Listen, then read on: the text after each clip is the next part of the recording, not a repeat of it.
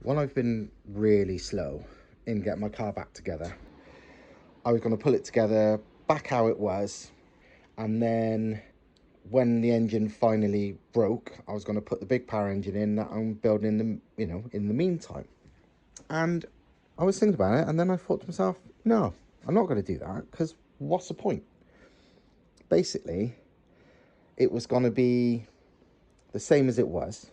It was amazing, but the new engine is going to be like the real crazy straight line speed thing. So this engine being the same as it was, it's like, well, no, let's do something different. The thing is, there's no point me keeping it the same as it was, because the main thing with that was to do like 200 mile an hour in the standard mile.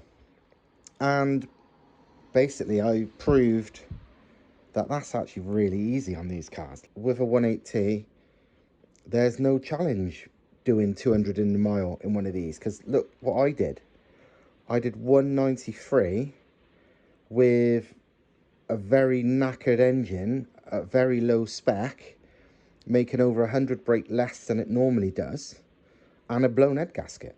I mean, literally, even without the blown head gasket, never mind the fact it was all worn out, it would have done 200 by the looks of it. Looking at the data, even on the previous run where it did actually blow, and so I let out early, even on that run it did similar speed, just over 3/4 of a mile.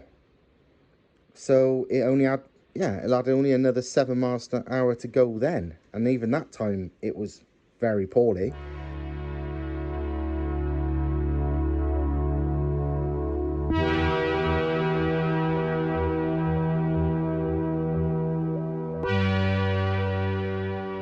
And the last run, when I did 193, that was with the head gasket already blown, and me just, it had no water in it by the end of it, coolant temps off the clock. We literally just sent it, because it was my last chance really, because the engine was knackered. So 200, and that's, oh, don't forget, that's no nitrous, probably making 500, 520, really.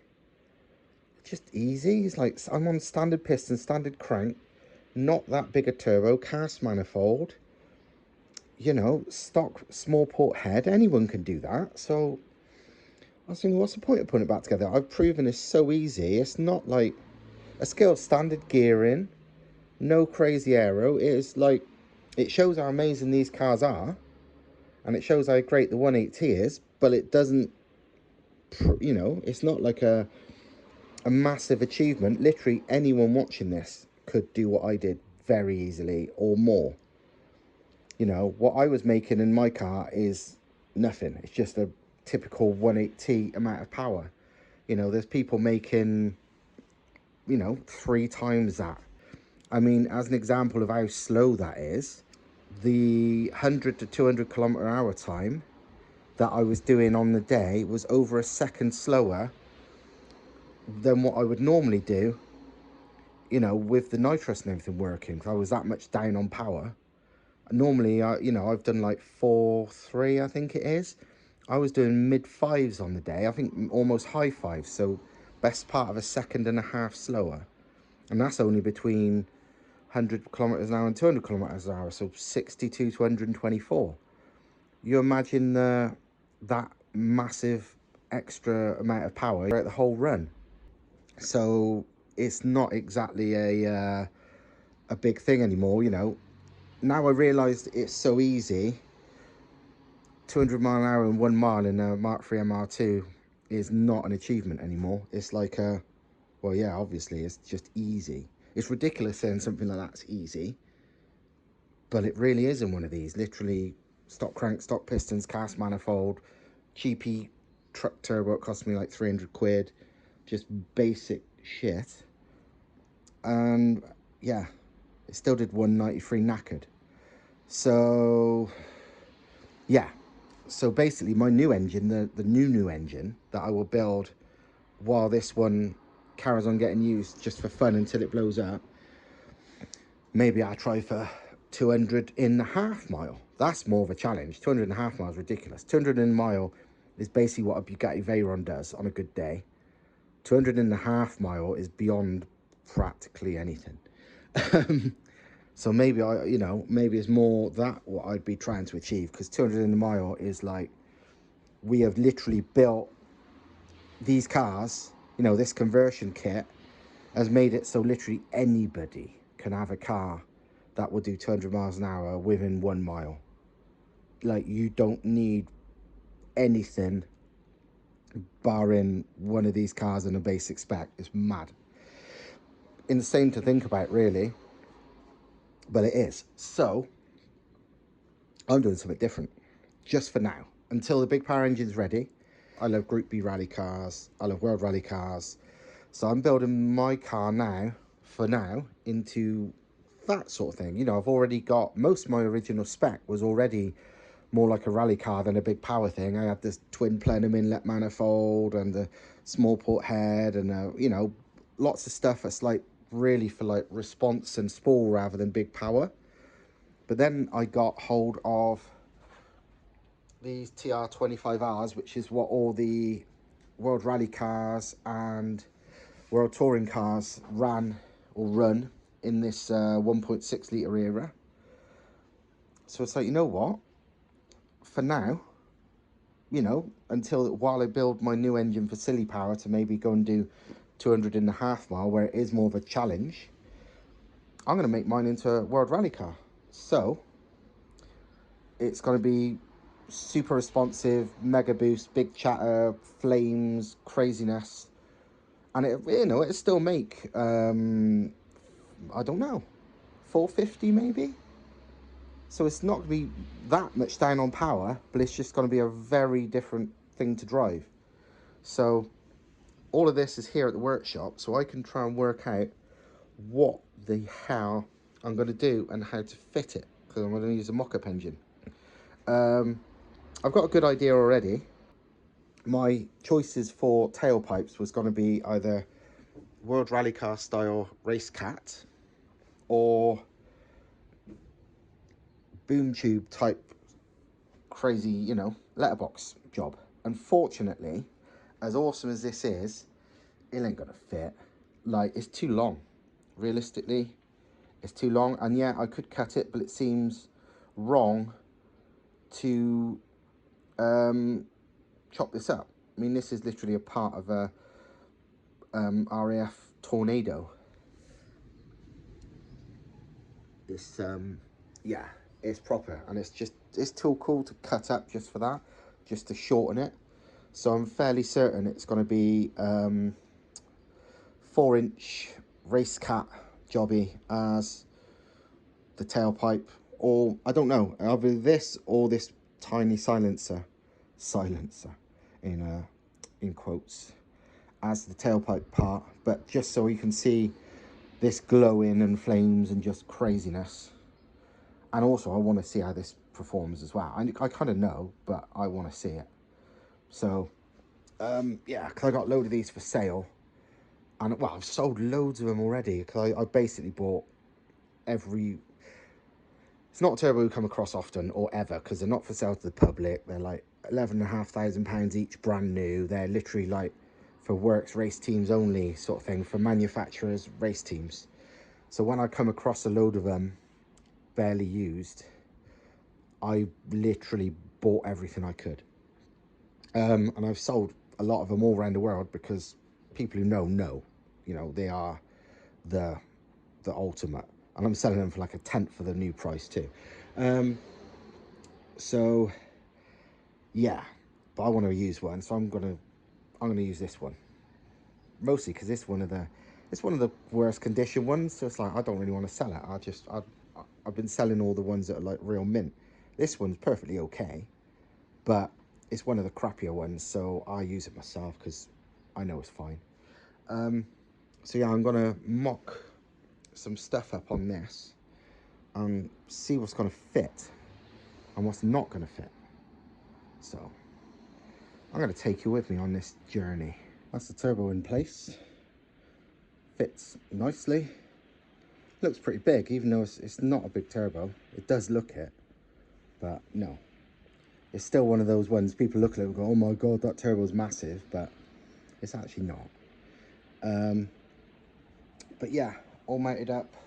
to the current manifold with a teal V-band billet adapter to fit the Garrett turbo, because these don't use Garrett G series flanges, they use teal ones. And wastegate will have to be a new one. It's going to be 2-inch, obviously vent to Atmo.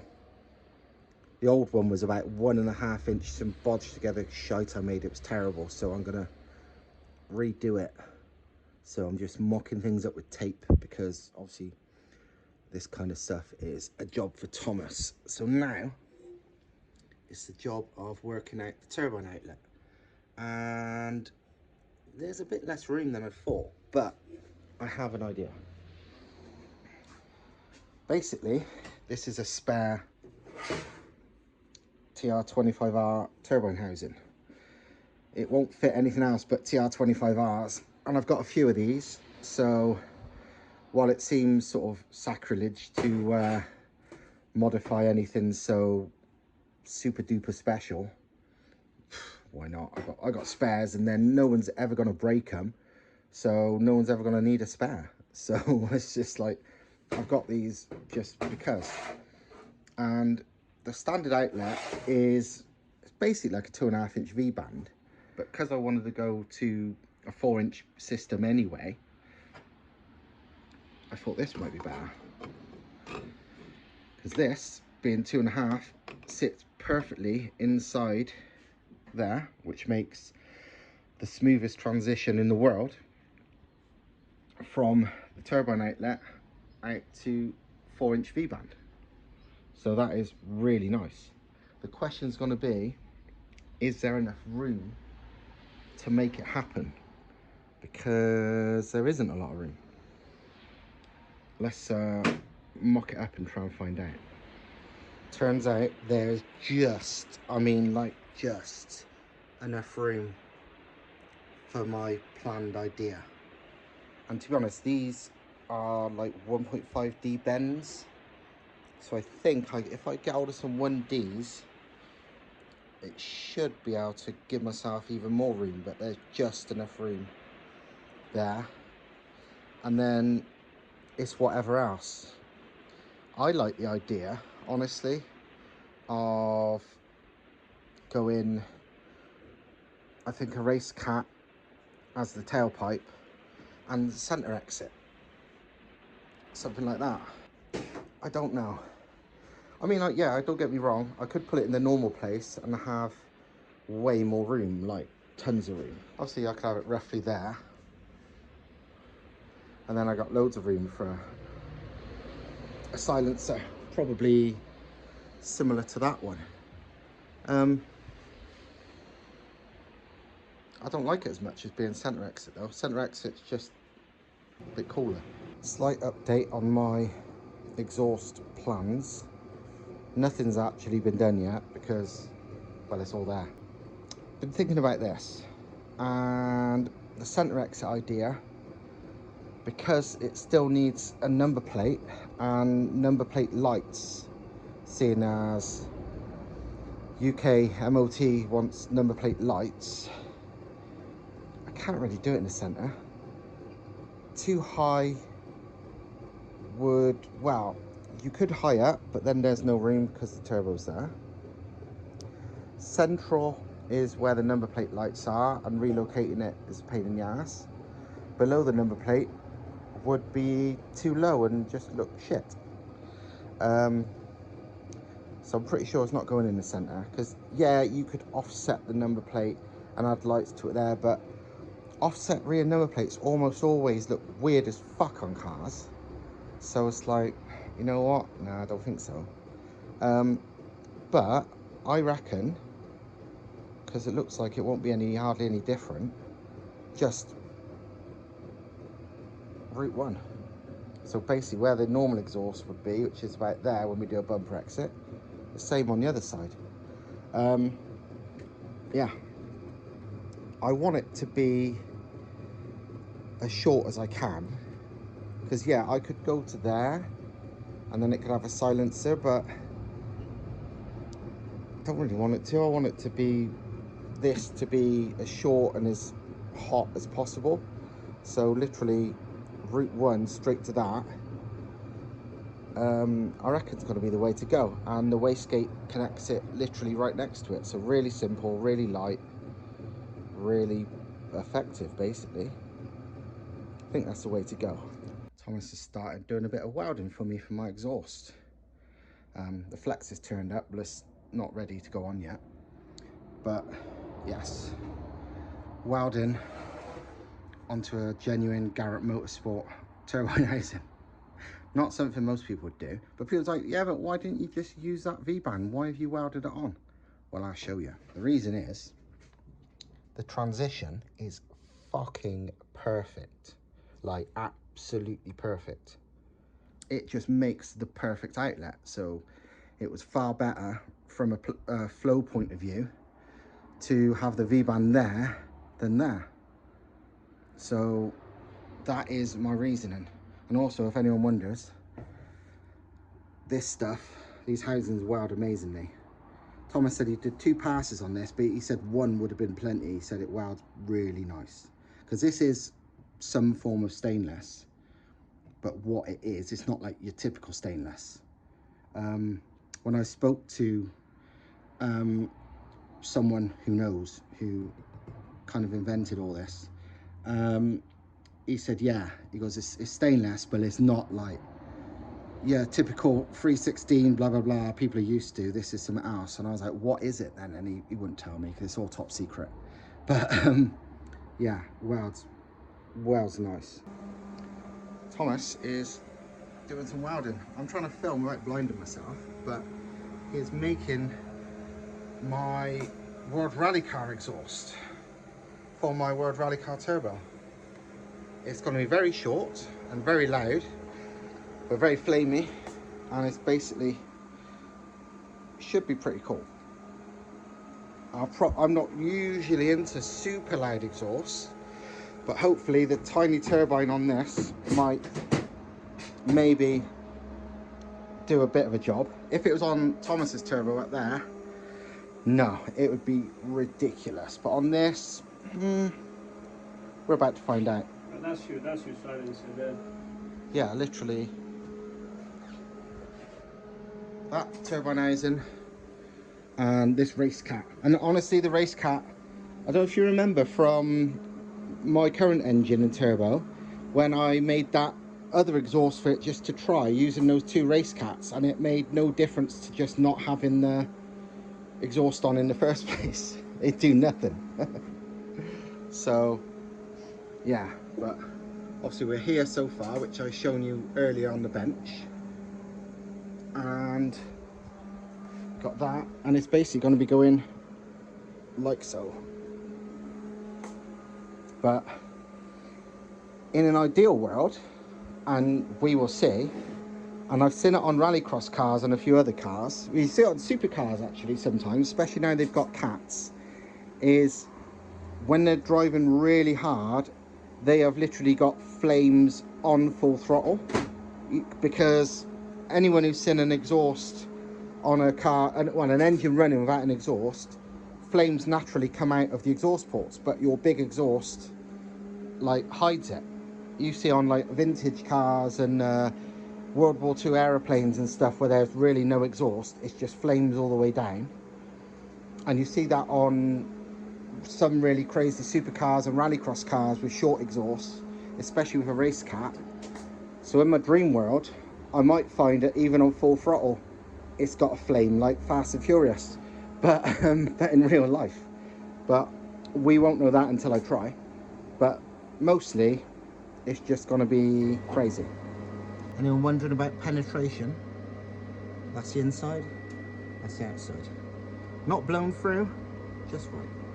And yeah, that's horrible to do, but needs must. Needs must. We need some bridge experts to tell us what. Yeah, people who, yeah. People who's only ever welded 20-foot thick bloody steel.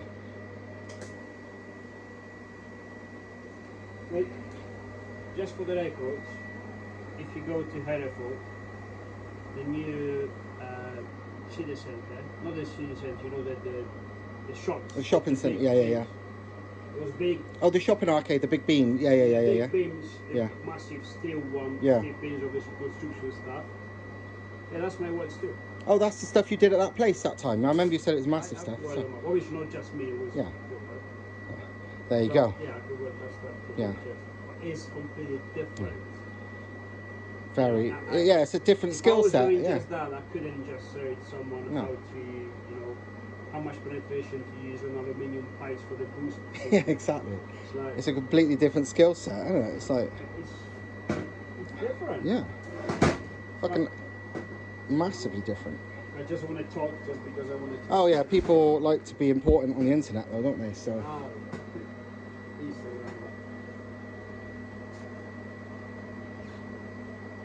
Thomas currently welding the worst bit of any TIG welding and exhaust, the flexi, because you probably see, or actually I get close to show you that side.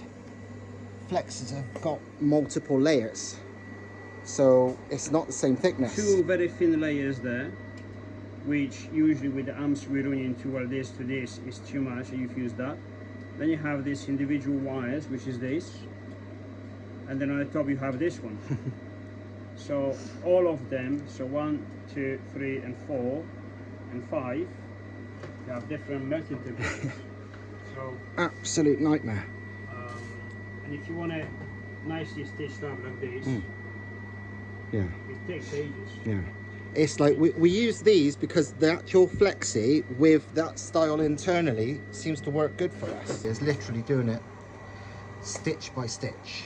I mean, to be fair, when I've tried TIG welding, I'm slower than this, even on like 2-inch thick metal. But this is how careful you got to be, because, wow, you can see in the picture, it is 5 layers, all different thicknesses. So yeah, not ideal, but we get there. Well, that's 3/4 of the exhaust done.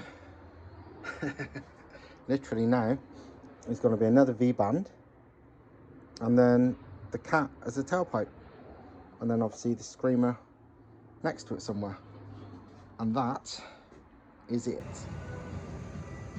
Thomas is doing some screamer pipe fabrication, although my pipe is slightly bigger than my flange, so he's actually having to fill the gap first, ever so slightly. But basically I had 2 choices. My original screamer was way too small. This pipe is maybe tiny bit too big for the flange, but it makes more sense in the long run because you want to have the biggest pressure differential one side to the other. So it is way bigger. Yeah. The other one was too small. It was smaller than the flange. The diameter of this is, yeah, the internal diameter of this is bigger than external. Yeah. This. Yeah. So, but it's worked. yeah. This is my intake flange, because obviously normally it's got the restrictor. This is not the restrictor anymore. So same Allen keys to go in, and then I just put a hose on it. That is that. And obviously this is my full exhaust, and it looks absolutely fucking mental. I love it. You want to show them the new mounts? Oh yeah, better do. Thomas got a whole order, massive order, like tons of stuff for Thomas to fabricate new mounts and all that. We had 30 new sets of 180T, 10 new sets of VR, so Thomas is getting on with the 180T mounts because obviously customers need them. And he did all this, and he's like, do it, really nice, get it all done. He was doing it like a production line, so piece by piece, do that. Got literally to the end, like 30 sets, and was like, fuck. And what he's actually done, this is upside down, basically. So these are actually now ruined because these are angled, the heights are different, everything. You couldn't even, for example, flip it over, anything does not work. Basically, it should go, well, you can see that one there mounted. This is literally backwards. It has to be this way up. So you could call it backwards or you could call it upside down, but either way it's not good. So we've got an urgent new delivery of these. Should be here by this time next week. And yeah, luckily there's plenty more to get on with, but yeah, that's a bit of a nightmare, unfortunately. Trying to get everything out. Yeah, because obviously, yeah, Christmas is what, near 3 and a bit weeks away. There's a lot of orders are like one thing away. Usually the mounts, lots of small things away from just being able to send them. And if I can give a lot of people Christmas presents by sending everything, because these are all going Monday. They were all done, they're all to customers. So, but yeah, so this is kind of balls things up a little bit. Luckily, there's so much more to get on with that it could be worse. Yeah, but it's still money. I'm gonna finish all the rest of it. Yeah.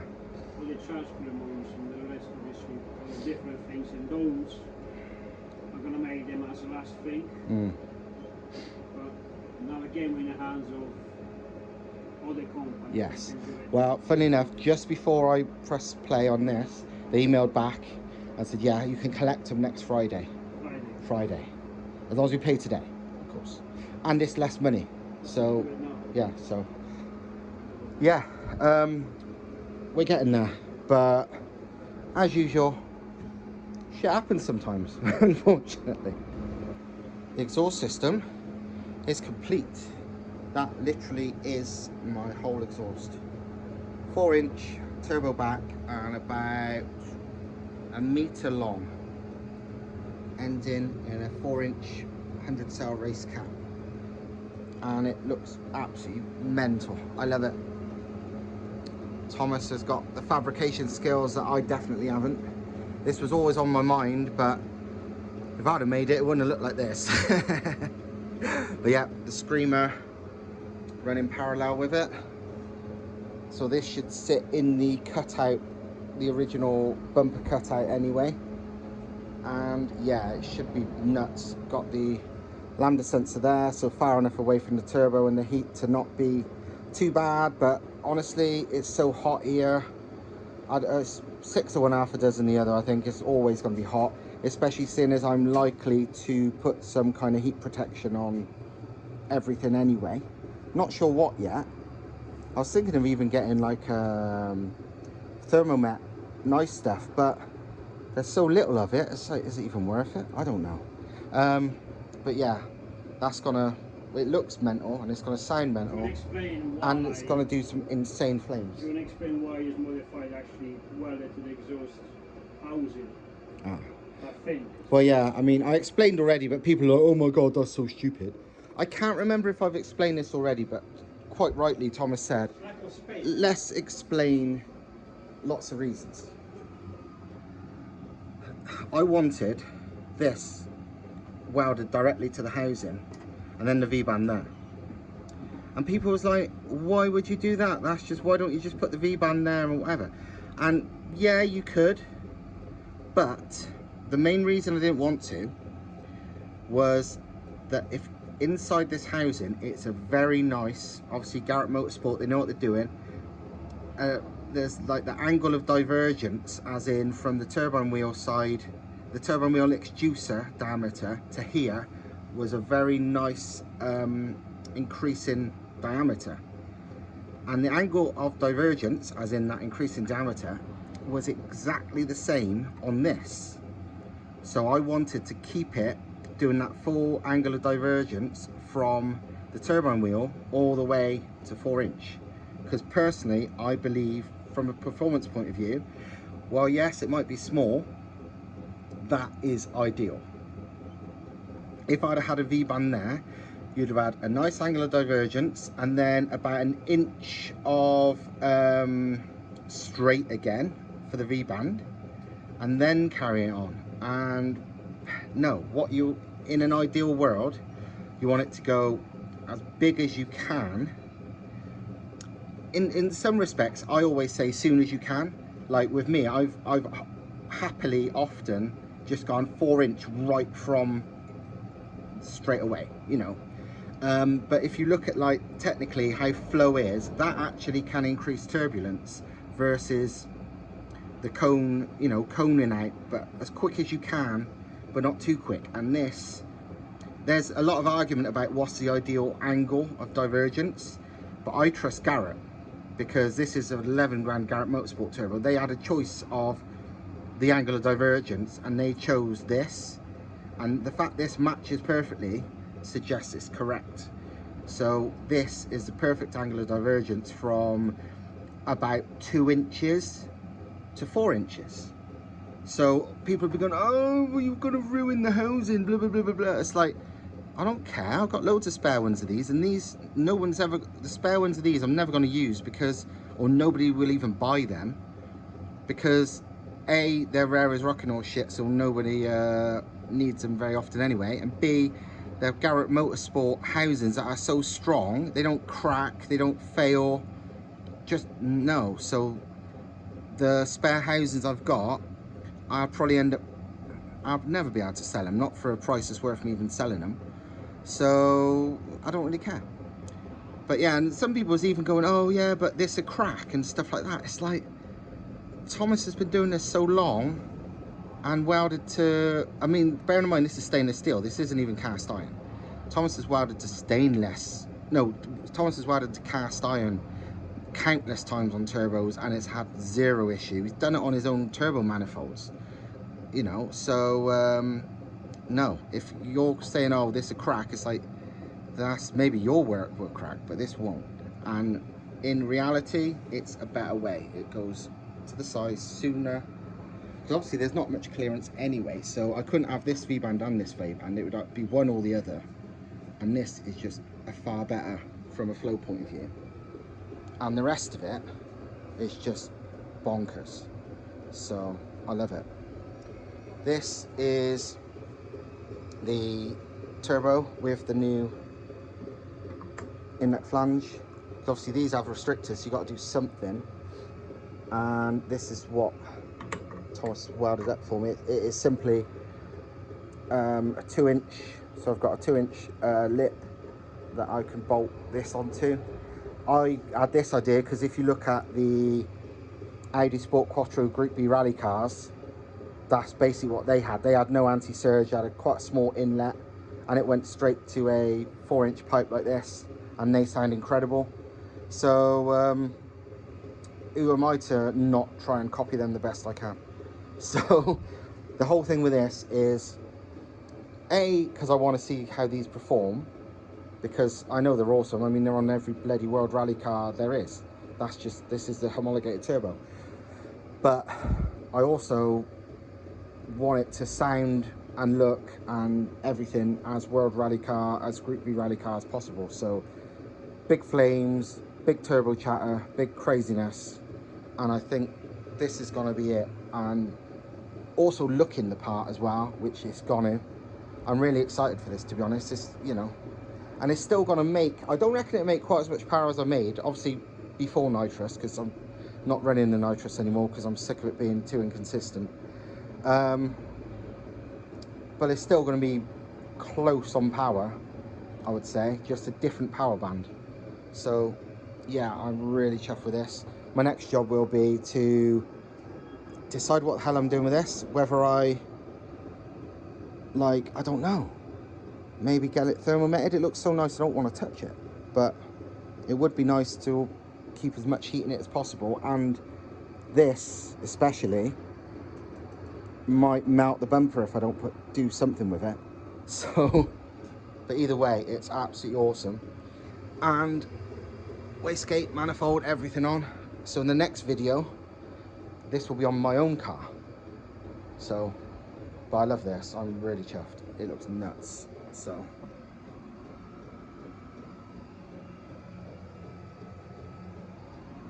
good times. Hopefully you can hear me over all this torrential rain outside, but I thought I'd show you this that I picked up, which frankly I don't even know what it is. Well, I do and I don't. I picked it up alongside all those World Touring Car, World Rally Car, whatever turbos, and I didn't really understand what the hell it was. Well, I know it's a Mitsubishi TD04. I could see it hadn't been used, and I could see it had been modified, but I couldn't understand a reason why it existed, because basically All the parts I got were from a big, like as in world class works team race outfit. Hence why they had £11,000 bloody TR25Rs everywhere. They had engines, they had everything. Anyway, this was in with the TR25Rs, and it's like, what the hell? Why is there just a new TD04 in it? And why has it got these weird flanges on it? And it was like, oh, I don't know. And then I saw the compressor wheel, and it's like, that's not normal. You can probably see in the light, it goes purple, it's pinky purple in the light. You see what I mean? Is that because it's been anodized? Don't know. Brand new and unused. It's a TD04. I've measured the wheels. It's basically a TD04 HL 18T, I think. I'm gonna put it for sale. So I've measured it and I've wrote down the numbers, but I can't remember off the top of my head. But yeah, just completely unused, water cooled, genuine, you know, turbo. But it's got this super funky compressor wheel that, yeah, I don't know what the pinky purple is. But either way, it's like, I don't really understand why they'd have it. It's only since I've got it back and took it apart, I realised something. So we got TR25R turbo housing, TR25R compressor housing, and these are all the flanges for it. So this is the compressor inlet flange, normally an inlet restrictor. But it's just a spare flange I have.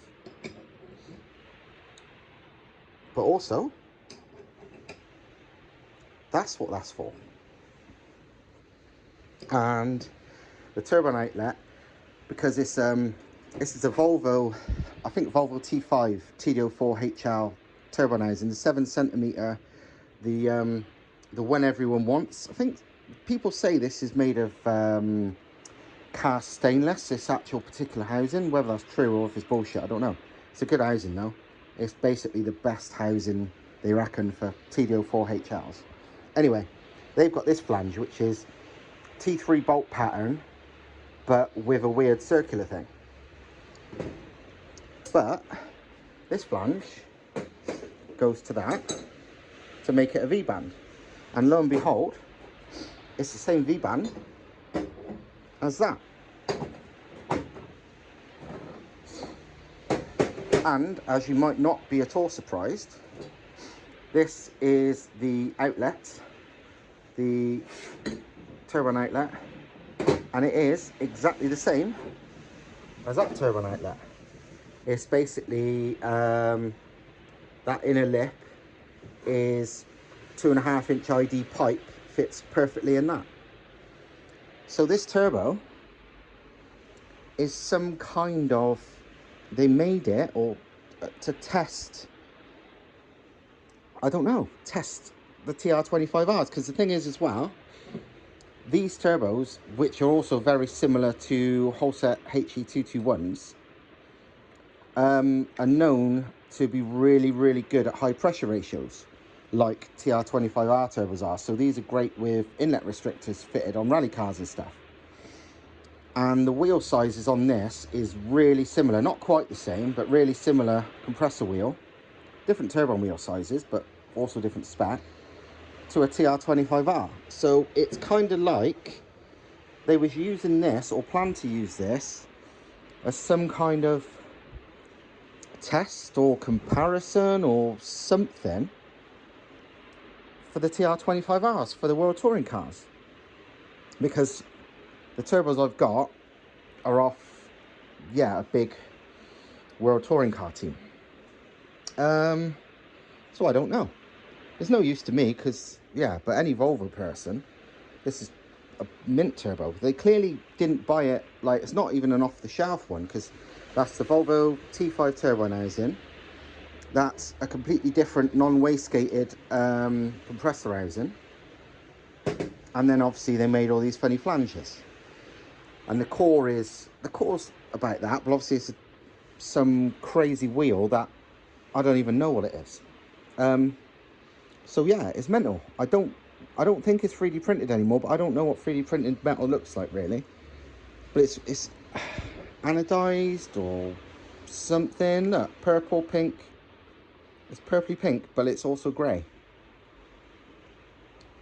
Coated, anodized, 3D printed. I ain't got the foggiest what it is.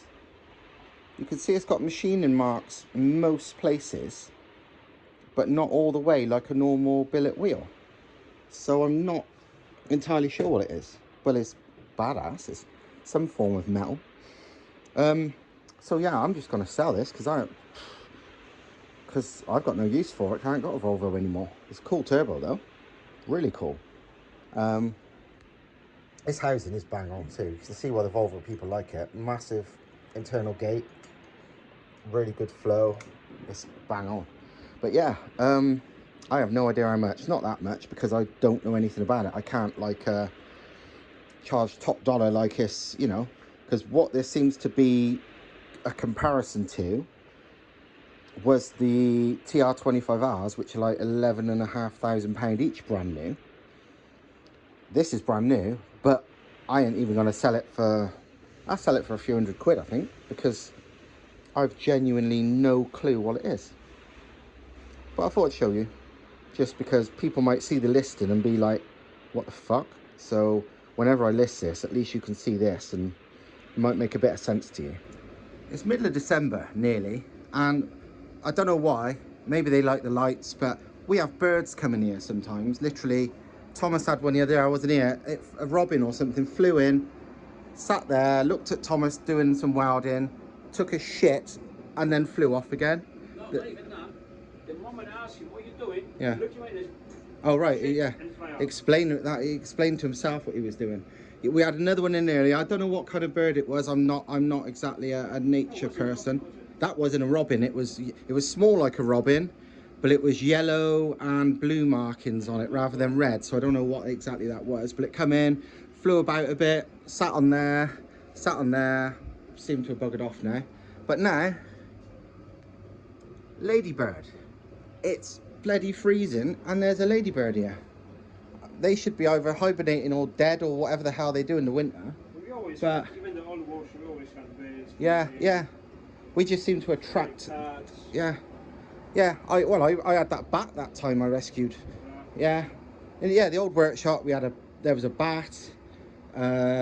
Cats used to wander in sometimes. Birds all the time. So yeah, I've taken all my stuff off down there, and then I got to take it home, and hopefully, because it started raining again as usual, I should be able to fit it sometime soon.